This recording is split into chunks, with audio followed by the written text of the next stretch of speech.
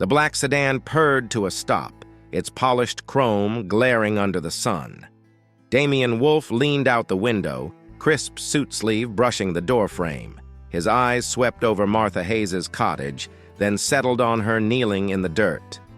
"Look at that pathetic weed patch," he muttered to his assistant, voice slick with disdain. "People like her drag down the whole neighborhood."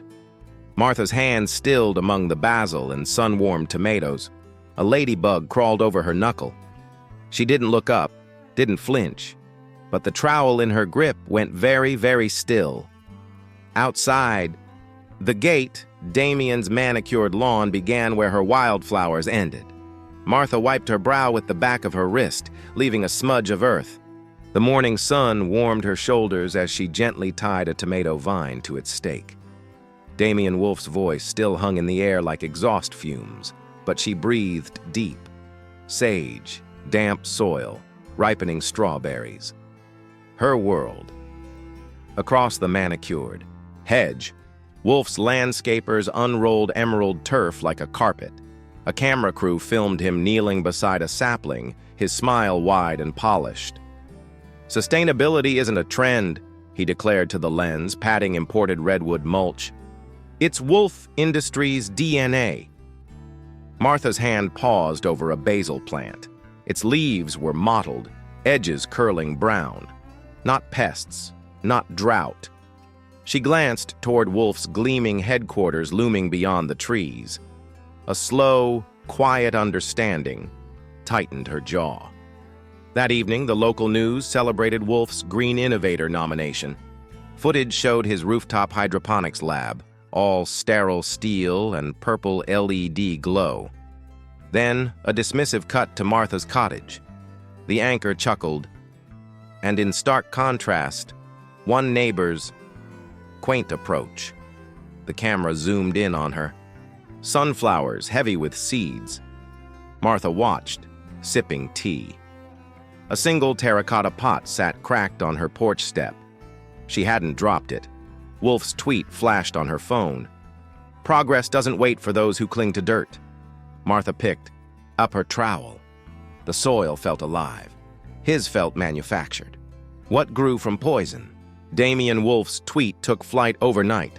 A photo of Martha's cottage, bathed in soft dusk light. Her garden a messy tapestry of color against his sterile lawn. The caption cut deep. "Some people cling to dirt while we build futures." "Progress over poverty," comments flooded in. Emojis laughing at her quaint poverty, keyboard warriors praising Wolfe's vision. Martha saw it on the cracked screen of her old tablet. She didn't flinch.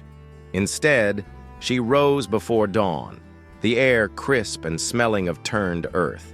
She watered seedlings, her movements deliberate, unhurried. A ladybug settled on a zucchini. Leaf. Her world breathed.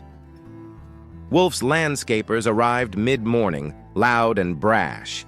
They tore down the rustic wooden fence separating the properties, claiming it violated aesthetic guidelines. Martha watched from her porch, a mug of chamomile, warming her hands. They hauled away the weathered planks, tossing them into a grumbling chipper. One worker, smirking, accidentally backed his wheelbarrow into a cluster of her terracotta pots. They shattered, spilling dark soil and the delicate roots of young lavender across her path. Martha set down her mug. Slowly, deliberately, she knelt, not to weep, but to gather the largest shards, the tangled roots. Her fingers, rough and capable, cradled the broken pieces. She didn't look up at the workers' stifled laughter. Her silence wasn't defeat. It was a deep, patient knowing. Later, heading to her garden shed for fresh pots, she stopped. The padlock hung loose, the door slightly ajar. Inside, the careful order was violated. Bags of seed lay ripped open, tools scattered. On the dusty workbench, a stack of old gardening journals had been knocked over. Beneath them, half hidden, gleamed the polished edge of a framed award. The glass was cracked, but the engraved words were clear. Dr. Evelyn Thorne, Lifetime Achievement in Botanical conservation. Another plaque. Older. Red. Desertification reversal pioneer. Martha traced the letters on the cracked glass, her expression unreadable. She carefully tucked the awards back beneath the journals, covering them with a faded burlap sack. Outside, mounted high on Wolfe's newly installed security post, a small camera lens glinted, passively recording her every move, her every quiet act of restoration. It saw the broken pots, the violated shed, the awards hidden again. It saw everything except the resolve hardening in Martha's eyes, as deep and fertile as the soil she protected. The online mockery metastasized. Wolfe's official account posted a slickly edited video, slow-motion shots of Martha's windmill spinning crookedly, juxtaposed with Wolfe Industries' shimmering solar arrays. The caption dripped faux concern. Charm versus change. Nostalgia. Can't feed the future. Modern solutions. His followers ran with it. Memes bloomed like toxic weeds. Martha's face photoshopped onto a potato, her garden labeled Wolfe Waste Reclamation Zone pending. A local influencer, paid in Wolfe-branded merchandise, live-streamed herself posing smugly at Martha's broken fence line, holding a single, slightly wilted sunflower plucked without permission. "Found this relic," she chirped. "Symbolic, right? Time to let old things go." Martha saw it all. She sat on her porch step, the cracked screen of her tablet glowing in the twilight. Her expression remained as still as a pond surface, reflecting nothing. She tapped once, saving the influencer's video. Then she rose, picked up her watering can, and tended to the seedlings sprouting defiantly in the salvaged terracotta shards.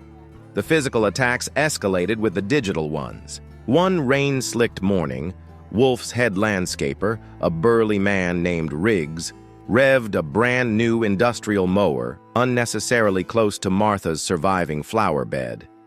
Clods of mud, thick with chemical-smelling fertilizer from Wolfe's lawn, sprayed onto her lettuce. "Whoops!" Riggs yelled over the engine's roar, not sounding sorry at all. Martha wiped mud from her cheek with a slow, deliberate motion. She didn't look at him. Her gaze was fixed on the mower's churning blades, then flickered towards the small, dark eye of the security camera mounted high on Wolfe's property. 3 days later, they came for the sunflowers. Martha had nurtured them from seeds, their sturdy stalks now taller than her, their faces turned faithfully towards the sun. Riggs arrived with 2 junior landscapers, ostensibly to trim overhanging branches from Wolfe's ornamental trees. They worked loudly, carelessly. A heavy branch, accidentally dropped from a great height, crashed directly onto the tallest sunflower. The thick stalk snapped with a sickening crunch, the giant bloom hitting the earth like a fallen star. One young landscaper winced. Riggs just chuckled.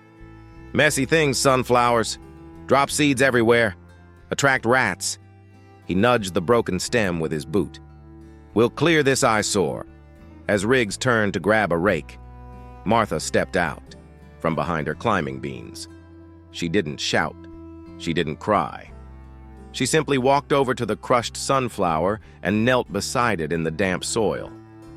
Her fingers, gentle as ever, brushed the vibrant yellow petals now smeared with dirt. She carefully lifted the heavy head, cradling its broken neck. Her eyes met Riggs's for a fleeting moment. There was no anger there, only a deep, unsettling calm. And something else. A flicker of calculation, as if she was assessing damage not just to the flower, but to something far larger. Riggs shifted uncomfortably under that gaze, his smirk faltering. "It's just a weed, lady," he muttered, looking away first.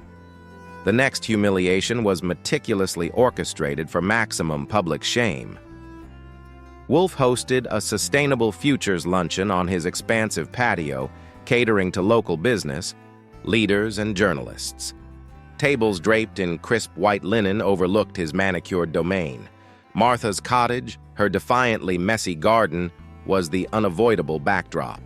As champagne flutes clinked and speeches lauded Wolfe's visionary environmental stewardship, a server, following unseen instructions, placed a small, plain terracotta pot containing a single, slightly bruised strawberry plant directly in front of Martha's gate.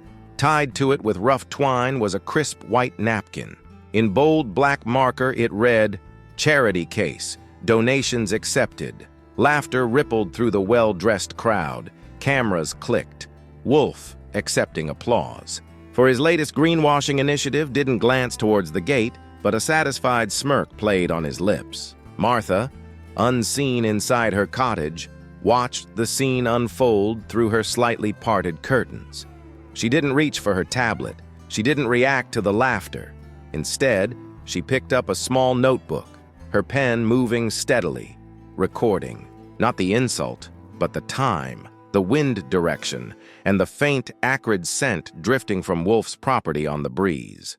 The flicker in her eyes was back, colder now, sharper. The ladybug on her windowsill seemed to watch, too.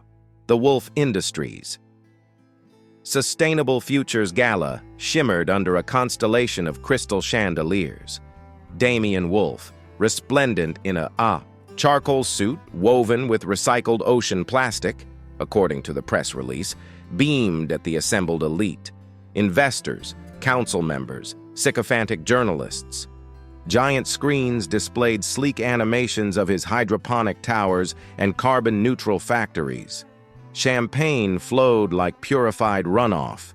The air hummed with self-congratulation, thick with the scent of imported orchids and Wolfe's expensive cologne, a chemical tang beneath the floral notes.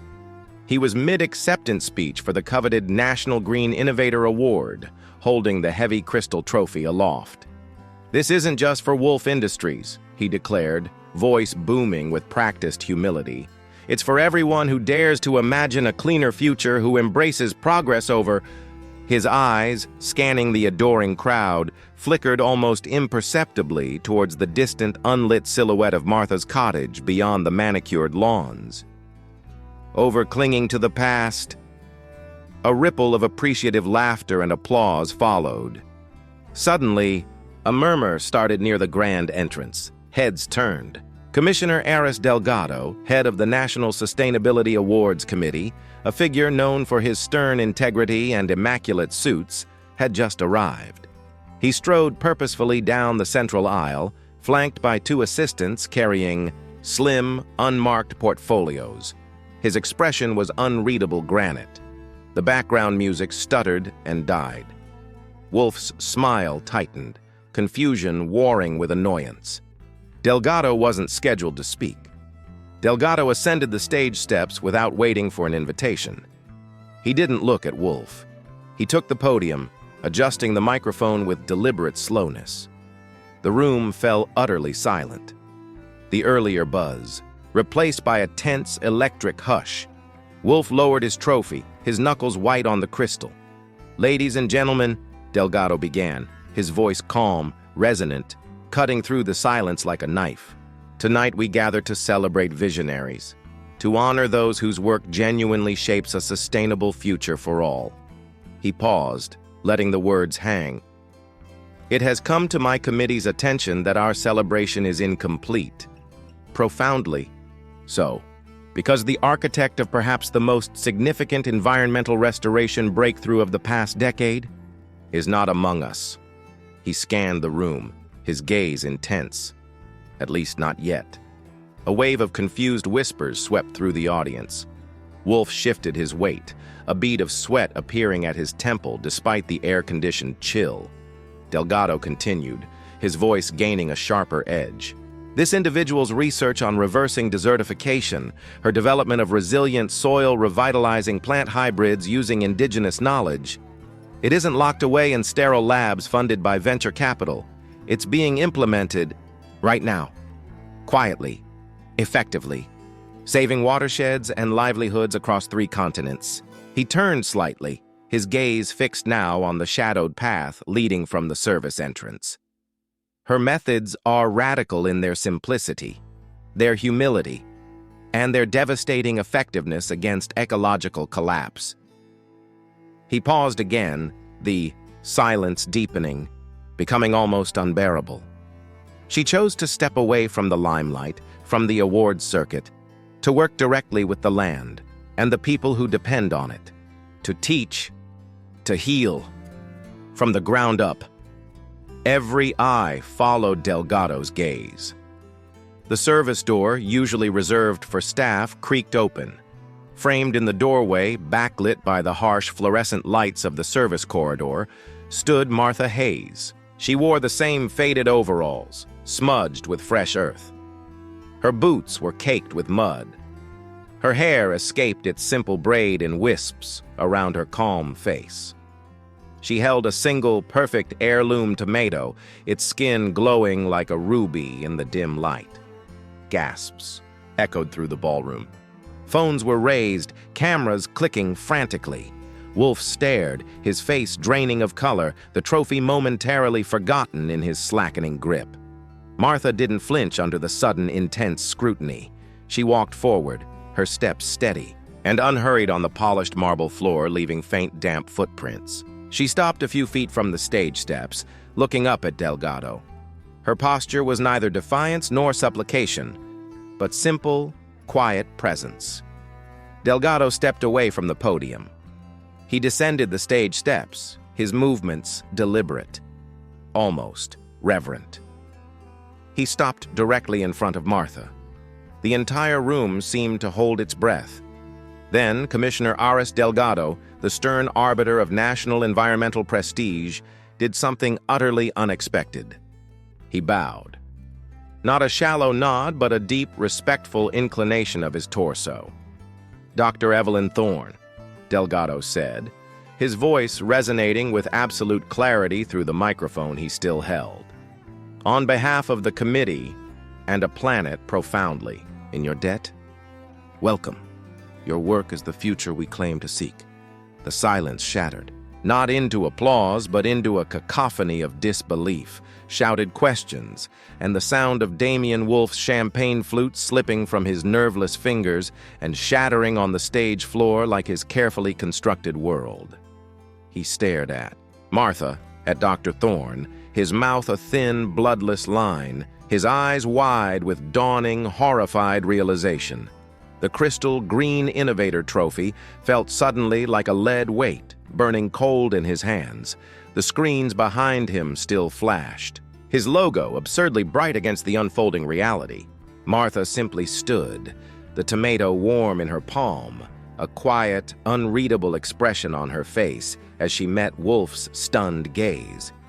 Her other hand rested lightly in her pocket, fingers brushing the sharp edge of a broken terracotta shard. The stunned silence following Commissioner Delgado's bow hung thick, fractured only by the frantic clicks of phone cameras and Damian Wolfe's choked, disbelieving whisper, "Thorne! Evelyn Thorne is that gardener." His face, moments ago flushed with triumph, was now a sickly gray. He clutched the crystal trophy like a lifeline, its sharp edges digging into his palm. Delgado straightened, his gaze sweeping the room, silencing the rising murmur. "Recognition is overdue," he stated, his voice cutting through the tension. "But respect requires truth." Dr. Thorne's choice to work quietly, away from accolades, does not erase the deliberate cruelty she has endured. Cruelty witnessed. He nodded to one of his assistants. The giant screens flanking the stage, moments ago flashing Wolfe's sleek hydroponics, flickered and went dark, replaced by a simple login prompt. A cold dread washed over Wolfe. "Commissioner, this is highly irregular," he protested, stepping forward, his voice strained. "My team has documented protocols." "Your team documented everything, Mr. Wolfe," Delgado interrupted, his tone glacial. "Perhaps too well," the assistant typed swiftly. The screen resolved into a grid of thumbnails, time-stamped feeds from Wolfe's own extensive security system. Delgado selected one. The date was recent, the morning after Wolfe's viral tweet. The footage, crisp and high definition, showed Riggs, the landscaper, smirking openly as he deliberately backed his heavy wheelbarrow into Martha's cluster of terracotta pots. The sharp crack as they shattered echoed unnaturally loud in the silent ballroom. The camera zoomed, catching the malicious glint in Riggs's eye as soil and lavender roots spilled onto Martha's path. It lingered on Martha, kneeling, carefully gathering the shards, her expression hidden but her posture radiating a profound, silent dignity. Wolfe's voice, tinny but unmistakable, piped through the overhead speakers, recorded by his own lapel mic, picked up by the camera's audio. "Make sure it looks accidental, Riggs. Just tidy up the eyesore." Gasps erupted. Wolfe flinched, as if struck. That's out of context," he stammered, but Delgado was already selecting another thumbnail. This footage showed the interior of Martha's garden shed. The padlock hung broken. The camera, positioned high on Wolfe's property, peered through the open door. It clearly showed Riggs rummaging roughly, knocking over seed bags, scattering tools. Then, as he shoved aside a stack of old gardening journals, the polished edge of the Dr. Evelyn Thorne Lifetime Achievement Award frame caught the light. Riggs paused, lifting it, his face registering first confusion, then a dismissive sneer.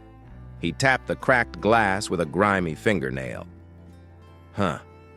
Fancy paperweight for a dirt grubber?" His recorded voice dripped with contempt. He shoved the award back under the journals, kicking a stray bag over it. The audience recoiled. Whispers turned to angry mutters. Wolfe looked frantically towards his PR head, who had gone pale. Delgado's expression was stone. "An eyesore, Mr. Wolfe? A dirt grubber?" His voice was dangerously quiet. "This is the woman whose peer-reviewed research on mycorrhizal networks is revolutionizing arid land recovery, whose seed banks preserve genetic diversity your sterile labs can only dream of copying." He selected a final clip. The crushing of the sunflower, the sickening crunch of the stalk, Riggs nudging the fallen giant with his boot. "Messy things. We'll clear this eyesore." And then, the most damning moment. Wolfe himself, visible at the edge of the frame near his patio, observing the destruction. He didn't intervene. He didn't reprimand. He simply took a sip from his crystal tumbler, turned, and walked back inside. The room exploded. Shouts of outrage. Journalists surged forward. Wolfe stood frozen, exposed, the trophy slipping from his grasp. It hit the stage floor with a heavy thud, rolling away, undamaged but utterly meaningless. His eyes, wide with panic, darted around the hostile crowd, finally landing on Martha. She hadn't moved. Still standing near the service entrance, the perfect heirloom tomato held loosely in one hand. She met his gaze. No triumph, no anger. Just a deep, weary understanding. Her other hand rested in the pocket of her overalls. As Wolfe stared, paralyzed by the irrefutable evidence playing out on his own screens, Martha slowly withdrew her hand. Clutched in her fingers wasn't a phone or a document, but a large, sharp-edged shard of terracotta, a piece of the pot. Riggs had shattered. She turned it over in the light, studying its rough texture, its history written in the clay. It was a silent, devastating counterpoint to the gleaming, hollow trophy lying at Wolfe's feet. The ballroom buzzed with raw outrage, a hornet's nest stirred by the damning footage. Damian Wolfe stood isolated on the stage, the discarded trophy gleaming dully near his feet, a monument to his shattered facade. He stared at Martha, his eyes wide with panic and dawning horror, fixated on the terracotta shard she turned over in her earth-stained fingers. The contrast was brutal, her quiet, grounded presence against his crumbling empire of lies. Then Martha spoke, her voice clear and calm, cut through the noise like a spade through soft soil. She didn't shout, she didn't need to. Every head snapped towards her. "You broke my fence, Mr. Wolfe," she stated, her gaze steady on him. It wasn't an accusation. It was a simple fact, delivered with unnerving serenity. You sent your man to tear it down, called it an eyesore." Wolfe found his voice, shrill with desperation. "It was unstable, a hazard. We documented—" "You documented nothing useful," Martha interrupted, her tone unchanged. "But I did." She finally looked away from him, her eyes scanning the stunned, silent crowd. "I needed that breach. I needed the gap." A collective frown rippled through the audience. Commissioner Delgado watched her, a faint, knowing respect in his eyes. Wolfe just gaped. "Soil speaks," Martha continued, her voice gaining a subtle, lecturing cadence. "Water whispers secrets. Your manicured lawn, Mr. Wolfe, your green facade. It's built on poison, chemical fertilizers leaching too deep, runoff from your sterile labs." She took a step forward, the mud on her boots stark against the polished marble. "But toxins hide. They seep. They travel. To prove it, you need eyes in the earth. You need sensors planted where the flow happens." She paused, letting the implication sink in. Wolfe's face went from gray to ashen.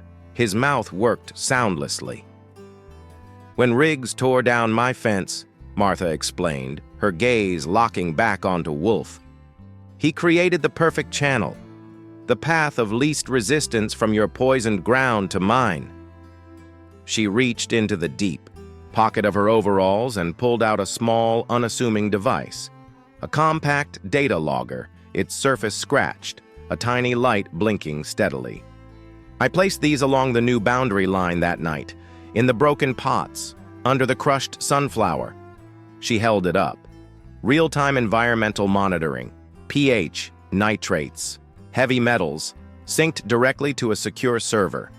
Delgado nodded to his assistant. The giant screens, still displaying the frozen image of Wolfe sipping his drink while the sunflower was crushed, flickered. A complex, real-time map replaced it. It showed Wolfe's property bleeding angry red and orange chemical, signatures across a digital boundary line directly into the area where Martha's garden stood. Streams of data scrolled beside it, alarming concentrations of cadmium, nitrates exceeding safe levels by 300%, a plume of contamination snaking towards the town's aquifer. "This," Delgado announced, his voice resonating with grim finality, "is the Wolfe Industries' green legacy.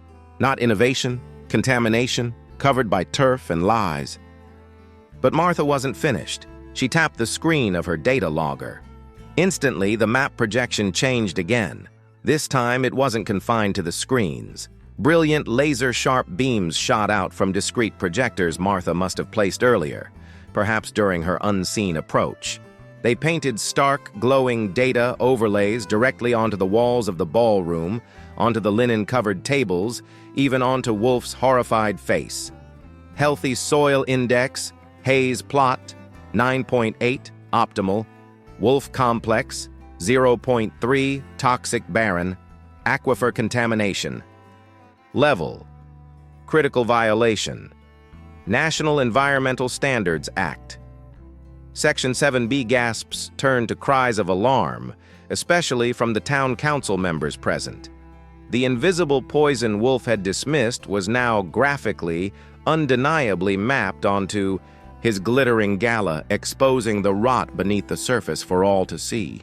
The projection on Wolfe's cheekbone pulsed like an accusing brand. "You—" Wolfe choked out, staggering back a step, pointing a shaking finger at Martha. His voice was a raw scrape. "You let him break the fence?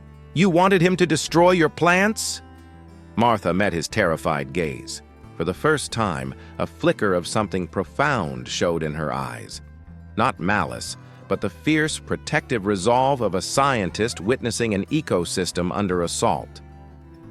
"Sometimes, Mr. Wolfe," she said, her voice quiet but carrying, to every corner of the deathly silent room. "To expose the poison, you have to let it rise to the light."